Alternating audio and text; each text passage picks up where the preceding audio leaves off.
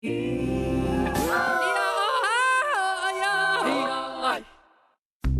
giant TSMC posts big Q1 profits, but questions over the company's plans for dealing with U.S. tariffs still plague investors. A minor fighter jet crash is prompting calls for solutions to Taiwan's limited runway space. The majority of it does come from China. All of the fishing stuff, as far as reels, rods, they'd be affected greatly. The effects of Donald Trump's sweeping tariffs on China are felt by businesses and consumers on both sides of the Pacific.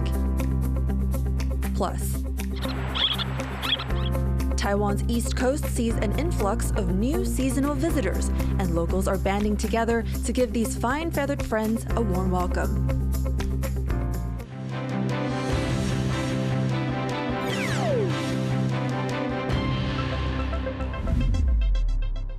Good evening, welcome to TaiwanPlus News. I'm Joyce Tseng. TSMC's profits surged in the first quarter, beating expectations.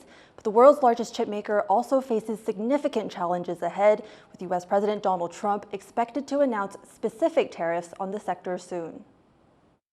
Leading chipmaker TSMC has posted a 60% boost in its first quarter profits from this time last year. The Taiwanese firm saying it's still seeing robust AI demand in its quarterly earnings call, even mentioning China's breakthrough model and potential opportunities.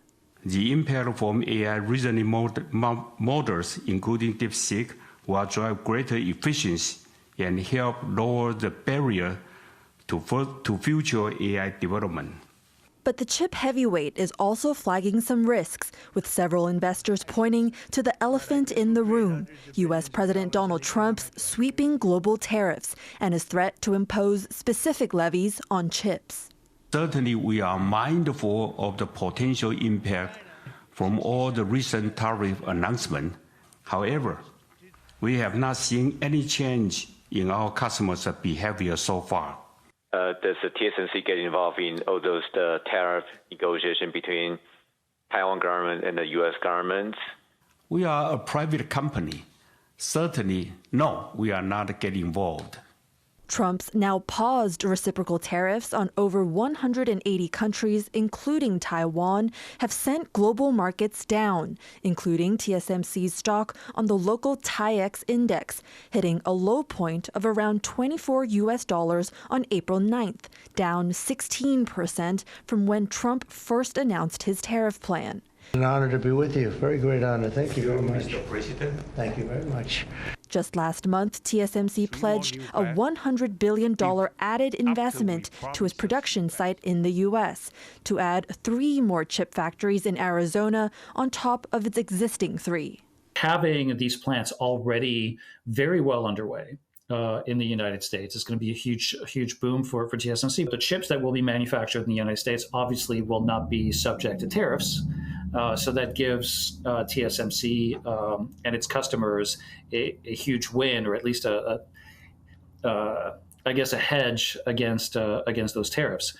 As Trump looks to bring manufacturing back to the United States, major TSMC customers are working to fall in line. Artificial intelligence powerhouse NVIDIA is looking to build its AI supercomputers entirely in the U.S. for the first time. But the firm is also set for a $5.5 billion hit after Washington blocked exports of one of its most popular AI chips to China. Its rival, AMD, also expecting a multi-million-dollar charge for the same reason, sending tech stocks plunging. With fears of a global recession growing, industry watchers say this could slow down investments in AI, but that demand will stay. There's a huge driver with AI, and there's a lot of political momentum behind making AI happen.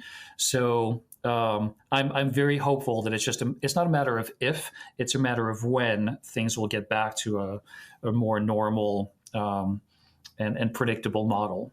With a looming chip tariff from Trump, industry heavyweights like TSMC are bracing for the worst, but are also doubling down on their ability to make critical, irreplaceable tech that the world, including the U.S., needs. Patrick Chen and Joyce Tseng for TaiwanPlus. Dozens of commercial flights were delayed in Taiwan's outlying Penghu Islands on Wednesday after a fighter jet experienced a minor malfunction on landing. The issue has triggered a debate on whether Taiwan needs specific runways for military use only. Hualien explains. For the second time in a week, an indigenous defense fighter jet, or IDF, suffers a minor crash while attempting to land in the outlying islands of Penghu. The aircraft, the same one involved in both incidents, was carried off shortly after, with the pilot in good condition. 飞行训练降落马公机场时，因轮刹系故障停于跑道，并即实施跑道关闭，人员平安。 Ma Gong Airport in Penghu is a major operating base for Taiwan's military, with dozens of fighter jets stationed there and a group of Marines deployed on the main island. But because of the lack of space, the base's runway is also used for civilian travel.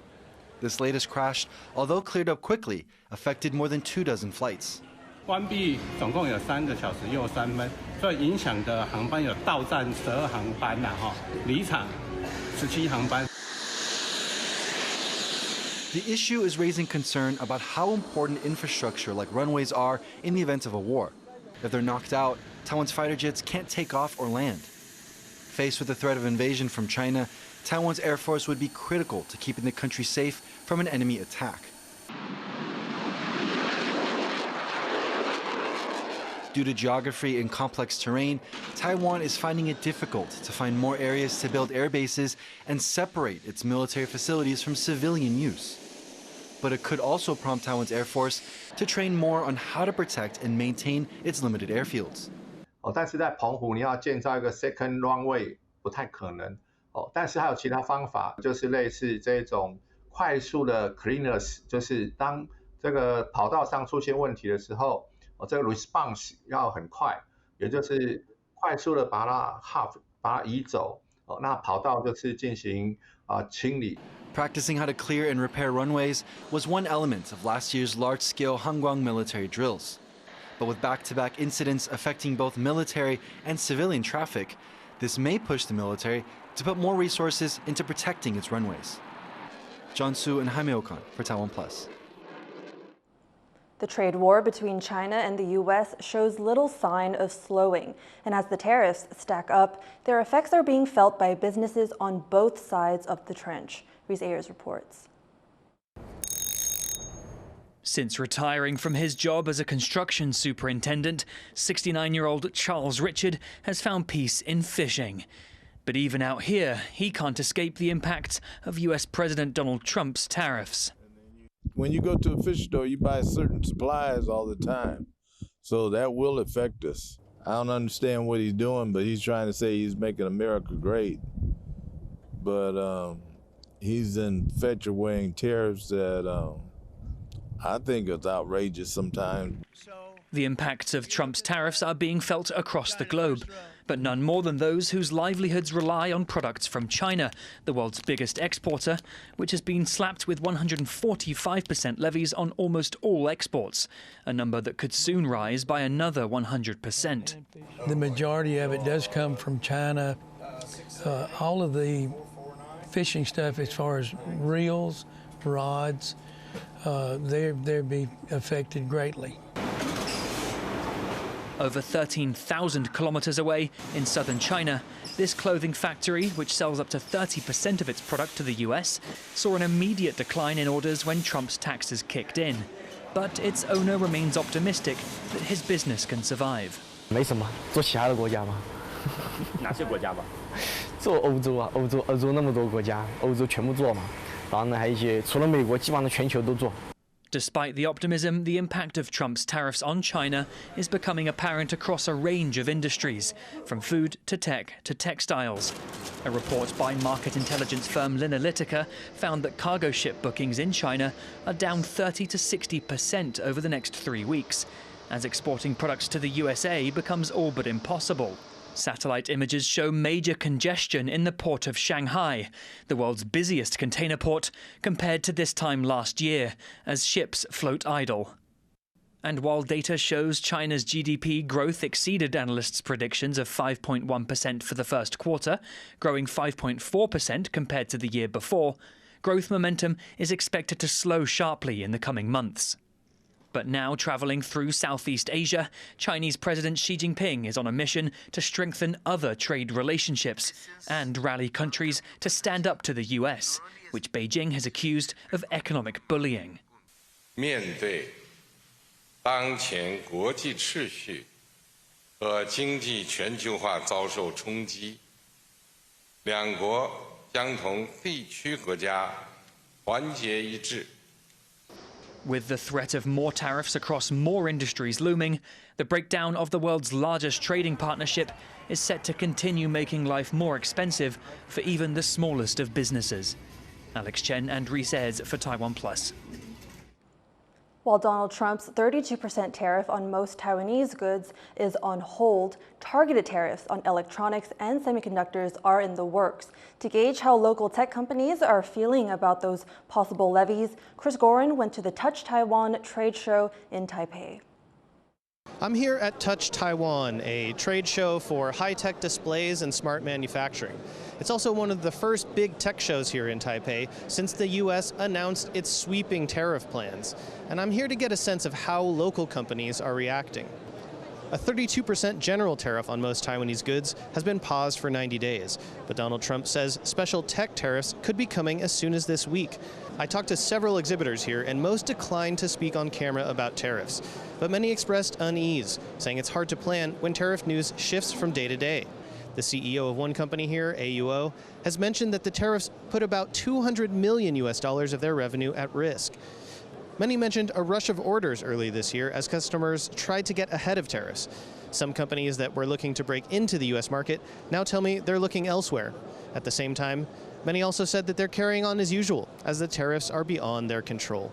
Now, despite all the uncertainty around tariffs, you can see there's still a lot of people at this show, with plenty of deals to be made and plenty of business to be done. Devin Tsai and Chris Gorin in Taipei for TaiwanPlus. Chinese President Xi Jinping has arrived in Cambodia, the last stop on his Southeast Asia tour after visiting Vietnam and Malaysia. In Kuala Lumpur, Xi called on Asian countries to resist unilateralism as Beijing explores strategies to counter U.S. President Donald Trump's steep tariffs. For more on this topic, Adele Brar spoke to Eric Olander, co-founder of the China Global South Project. What is Xi Jinping aiming to achieve with this trip to Southeast Asia? Xi is trying to present himself and China as a stable, reliable, dependable alternative to a United States that in many ways is seen in this part of the world increasingly as a belligerent power. The United States, is threatening right now Malaysia with 24% tariffs, 46% tariffs on Vietnam, and 50% tariffs on Cambodia, 3 countries that Xi is going to on this visit. That's very, very scary. And let's not forget that the tariffs right now are only in pause. There's a postponement. They may come back after the 90-day review that was implemented earlier. So Xi, in many ways, is trying to serve as a ballast for these countries in what is now an incredibly turbulent time. I think for these Southeast Asian countries, they're all in a very difficult spot because they can't really make a choice between the U.S. and China without, exacting huge, damage on their economies. Do you think Southeast Asian countries can ease the U.S.'s concerns over Chinese goods being manufactured in their countries? Donald Trump and White House senior trade advisor Peter Navarro have made it very clear that they do not want these countries to be backdoors for Chinese companies to circumvent U.S. tariffs and U.S. sanctions. That is not what's going to happen, and they've made that abundantly clear. And already we've seen the Vietnamese now start to push back on the Chinese, saying if you're coming here just to send to the United States, that is going to be a problem. Anwar Ibrahim very, very early on said Malaysia cannot be a base for circumventing Chinese tariffs, and he really discouraged that kind of Chinese investment. So they're going to have to be a little bit more disciplined in terms of what kind of Chinese investment comes into these countries. If it's to literally get around U.S. sanctions on China and to avoid the 145% tariff, for example, that is not going to work because the Americans have become very sophisticated now in monitoring Chinese transshipments. How might China team up with Southeast Asia to soften the blow from U.S. tariffs? Southeast Asia is a market of 700 million people. It's a fast and up-and-coming middle class. It's a good market for China to be in. So when they're building BYD factories in Malaysia and Vietnam and other places, and even in Thailand, part of that is to export to other parts of the world. But a big part of that is to sell to consumers in these markets. So that's number one. Number two is this is not uniquely a Southeast Asian phenomenon. The Chinese are building BYD factories in Turkey. They're building them in Africa. They're building them in Latin America. They're building factories and supply chains, outside of China in lots of different verticals and sectors. So Southeast Asia is by far the most important for China because contrary to the rhetoric that we're seeing in the United States today, where they feel that the United States is the most important trading region for China, that is not true. That was Eric Olander of the China Global South Project. Coming up after the break, the Lai administration weighs in once again on one of Taiwan's longest-running political debates. Stay tuned.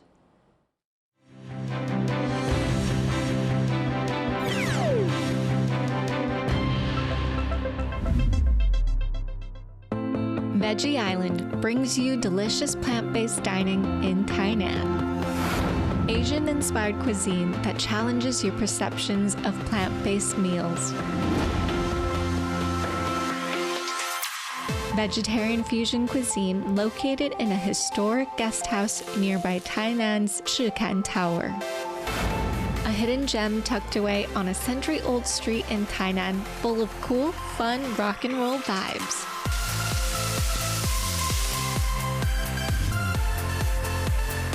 A sensational vegan noodle shop passed down over 3 generations. A 2024 Michelin Guide selected restaurant specializing in vegetarian cuisine. Veggie Island, Season 2. Every Monday, 8:15 p.m. on TaiwanPlus.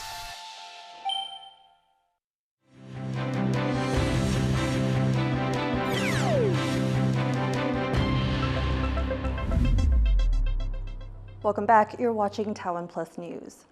Taiwan's environment minister says the government is open to discussing nuclear power as an option for the future. He made the comment just weeks before the country's last nuclear plant is due to be decommissioned. Tiffany Wong reports. The long-standing debate in Taiwan over nuclear power is back again. For the island nation, it's not just a question of safety, but of national security. 从这个国家安全或是能源安全的角度来看的话，的确是有人提出这个一个想法。那其实我们以行政团队的立场来看的话，我们其实是开放讨论来讨论这件事情。保留核能是官方立场吗？并没有。Almost all of Taiwan's energy is imported, primarily as coal and natural gas.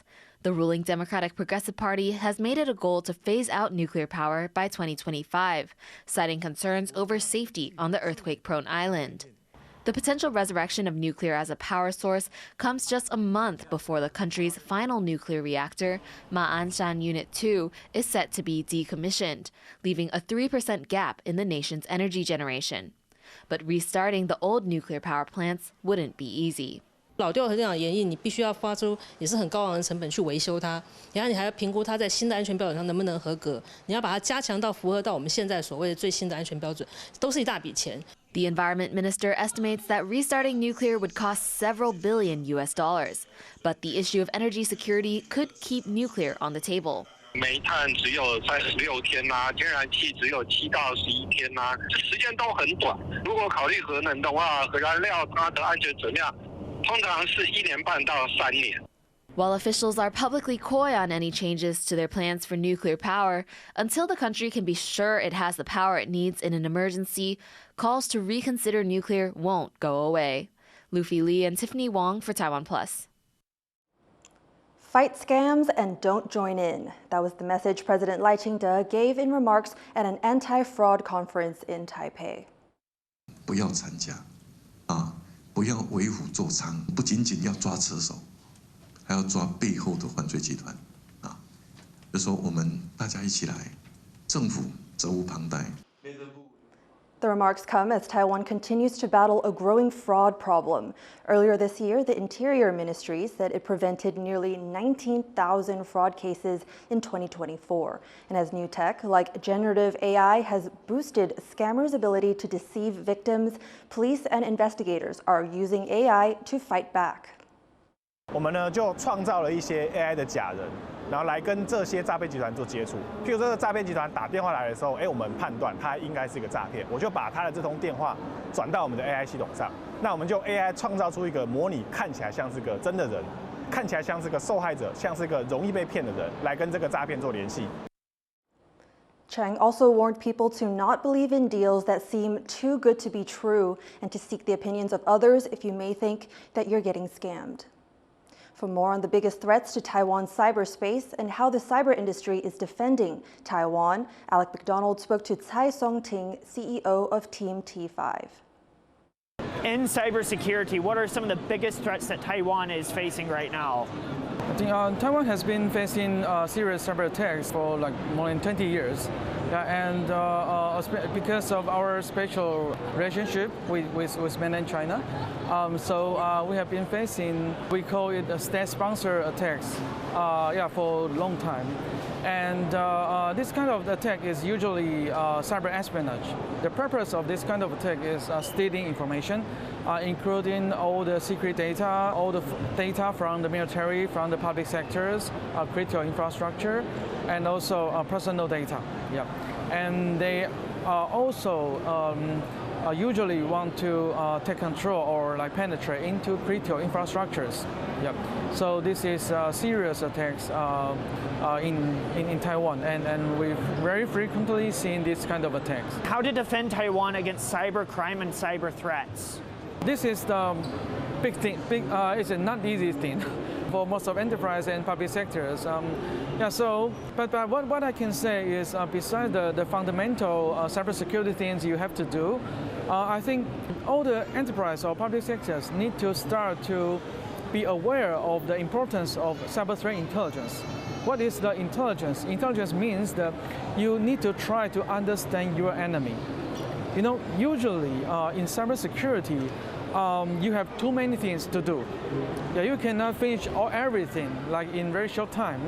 And so in the cybersecurity, prioritize your security task is important. But how to prioritize? So we suggest based on the understanding of the enemy. You said just now that the best way to defend Taiwan is to know the enemy. So who is the biggest threat to Taiwan right now? I think the biggest cyber threats in Taiwan, I think the first one is still all the attackers from China. Yeah, Chinese, they are not only so many criminal groups attacking Taiwan. I think because of culture, because of language, because of, it's easier for them to ransom, right? But besides the criminal, I think Chinese government, every year they invest more and more resources to grow, to have more capability, to have more cyber weapons, to have more people to doing cyber activities. Yeah, so I think this has been a big threat for Taiwan for many years, but in future still. That was Tsai Song-ting, CEO of cybersecurity firm Team T5. An international team led by Taiwan's top research institute, Academia Sinica, has discovered that pain and soreness are actually two different sensations. But we don't really discriminate between the two. We just have the one word, which is pain, to find that there is a physiological and neurological basis for that discrimination. And that's what's been so fascinating in working with. The researchers, led by Chen, found that soreness comes from overactivation of nerves responsible for body position and movement awareness, rather than from pain sensory nerves. They've coined the term "sengception" for the sensation of soreness, inspired by the Taiwanese daigi word for it. The findings pave the way for future research to develop treatments that can target pain and soreness individually. Taiwan's got some new seasonal visitors, tiny feathered travelers who've taken a long flight to get here. And Hualien's remote beaches have become the perfect summer getaway for them. Chelsea Wu has the story. On the northern tip of Taiwan's scenic east coast, some very special summer visitors have landed. These birdies are little terns, tiny migratory birds flying in all the way from Australia and New Zealand. And they've picked an unexpected spot to raise their chicks, this beach. 它那个地方是在一个堤防外面，就是很高的地方，所以一般的人比较进不去，那沙滩车也进不去，所以它的人为干扰会相对的来说，像比利乌溪口来的会更少一点点。Little terns typically migrate to Taiwan between April and August, but their usual nesting spots along the Hualien riverbanks are becoming less suitable, as fishing, beach cleanup efforts, and stray dogs and cats all disturb their habitats there. Now, the Hualien River is a new refuge. And looking to protect their new feathered neighbors, local businesses are forming patrol teams to support tern conservation. The Taiwan Cement Corporation is working with the Wild Bird Society for the first time ever. And their efforts are already showing results. The number of little terns at Hualien River is steadily increasing, with around 120 nests recorded. 那因为和平电厂跟和平港的阻隔，非常意外的造就了一个小燕鸥很安全的一个孵育的处所，而志工巡守队的成员，我们更结合了我们场内的这些包商朋友们，一同来参与。The team hopes to boost the bird's breeding success rate by 10% within 3 years, and aims to promote education on tern conservation in local elementary schools, inspiring the community to continue protecting these tiny travelers. Fu Huaheng and Chelsea Wu for TaiwanPlus. Thank you for watching TaiwanPlus News. Be sure to visit the TaiwanPlus website and follow our social media. Finally, today we leave you with images of car makers unveiling their latest models at the New York International Auto Show. I'm Joyce Tseng. Have a good evening.